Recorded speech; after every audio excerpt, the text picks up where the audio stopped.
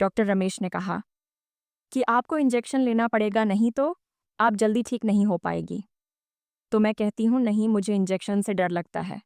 तो वो कहते हैं कि मेरा नाम सौम्या है और मैं मैनपुरी में रहती हूँ और मेरे पति कानपुर में नौकरी करते हैं। हमारी शादी को 3 साल हो चुके हैं और उनका हाल में ही कानपुर ट्रांसफ़र हुआ है। मेरे पति ने मुझे कहा था कि जब वो वहाँ पर सब अरेंजमेंट कर लेंगे तो वो मुझे भी अपने पास बुला लेंगे। और अब मैं यहाँ अकेली रहती हूँ। मेरे पति मुझे फ़ोन करते रहते हैं जब भी वो फ्री होते हैं।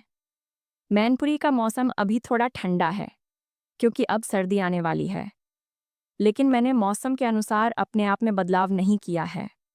मैं अभी भी नहाने के लिए ठंडे पानी का इस्तेमाल करती हूँ और उसकी वजह से मुझे काफ़ी सर्दी हो गई है, जिसकी वजह से मुझे काफ़ी थकन और बुखार हो रही है।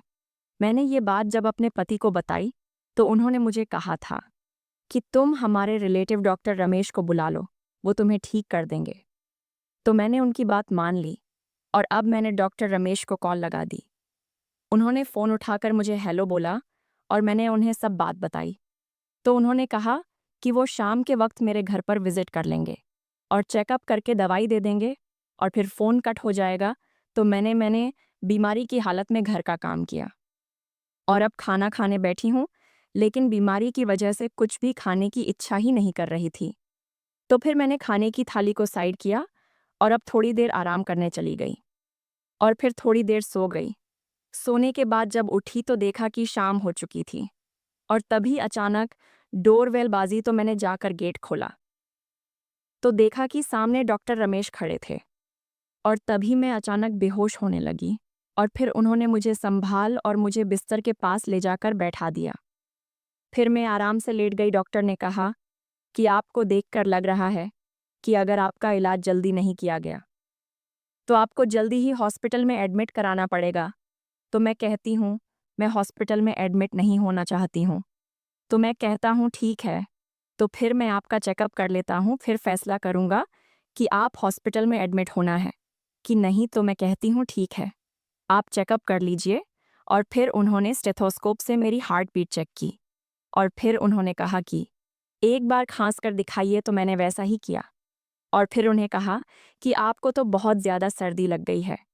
तो मैं कहती हूँ ये सब मौसम का असर है। फिर वो बोलते हैं कि मौसम के साथ इसमें आपकी भी गलती है। तो मैं कहती हूँ फिर अब क्या करना है डॉक्टर साहब?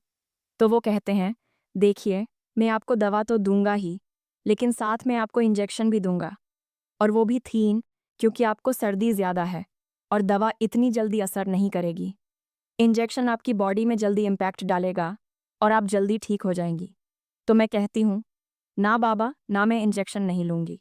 तो मैं कहता हूँ फिर तो आपको हॉस्पिटल में ही एडमिट कराना पड़ेगा। तो मैं थोड़ी देर सोचकर बोली कि अब क्या कर सकते हैं, आप लगा दीजिए इंजेक्शन। और फिर वो इंजेक्शन तैयार करते हैं। उसके बाद पहला इंजेक्शन उन्हें मेरे हाथ में लगा दिया और वो थोड़ा ज़्यादा दर्द कर रहा था। तो मैं कहती हूँ ये इतना ज़्यादा दर्द क्यों कर रहा है? तो मैं कहता हूँ इसके बाद वाला ज़्यादा दर्द नहीं करेगा। और फिर दूसरा इंजेक्शन उन्होंने अलग जगह पर लगाया और फिर वो ज़्यादा दर्द नहीं किया और उसके बाद उन्होंने तीसरा इंजेक्शन भी लगा दिया। उसके बाद मैंने कहा कि अब मैं ठीक तो हो जाऊंगी और फिर वो कहता है अब 2 से 3 दिन आपको इसी तरह इंजेक्शन लेने होंगे। मैं आपको रोज़ाना ऐसे ही इंजेक्शन दूंगा और फिर कुछ ही दिनों में आप पहले की तरह ठीक हो जाएंगी। तो मैं कहती हूँ ठीक है डॉक्टर रमेश, वैसे भी अब मुझे इंजेक्शन से डर नहीं लग रहा है, क्योंकि आपने इंजेक्शन बहुत आराम से लगाया था, पता भी नहीं चला कब लग गया। तो वह कहते हैं कि अब आपके मन से इंजेक्शन का डर निकल गया, फिर तो अब आपको दवा लेने की ज़रूरत नहीं है, मैं आपको इंजेक्शन लगाकर ही ठीक कर दूंगा। और फिर अब वह जाने लगे। उसके बाद मुझे भी अब थोड़ा आराम लग रहा था और फिर उन्होंने मुझे 2 से 3 दिनों तक इंजेक्शन दिया और अब मैं पहले की तरह ठीक हो गई। डॉक्टर रमेश के इंजेक्शन की बात ही कुछ और थी। उनके इंजेक्शन लगाने का तरीका और सभी डॉक्टर से अलग थी। उनके इंजेक्शन में दर्द बिल्कुल भी नहीं था और अब मैंने सोच लिया था कि जब भी बीमार होंगी तो इंजेक्शन ही लगवाऊंगी। तो दोस्तों, डॉक्टर और पेशेंट के बीच की यह मीठी नोक-झोंक वाली कहानी आपको कैसी लगी?